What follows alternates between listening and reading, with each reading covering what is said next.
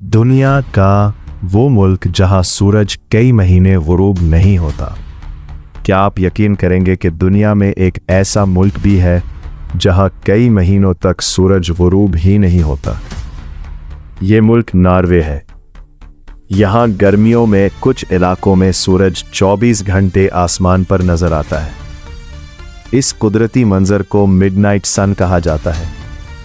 लोग आधी रात को भी बाहर घूमते हैं, साइकिल चलाते हैं और खेलते हैं, क्योंकि बाहर बिल्कुल दिन जैसी रोशनी होती है। सर्दियों में सूरत हाल बिल्कुल उलट हो जाती है। कुछ इलाकों में कई हफ्तों तक सूरज तुलू नहीं होता और ज़्यादातर वक्त अंधेरा रहता है। ये सब ज़मीन के झुकाव और इसके सूरज के गिर्द गर्दिश करने की वजह से होता है। यही वजह है कि नॉर्वे दुनिया के मुनहसिर ममालिक में शुमार होता है। अगर आपको ऐसे हैरत अंगेज हकाइक पसंद है तो चैनल को सब्सक्राइब करें, क्योंकि अगली वीडियो में हम दुनिया के एक और हैरत अंगेज राज से पर्दा उठाएंगे।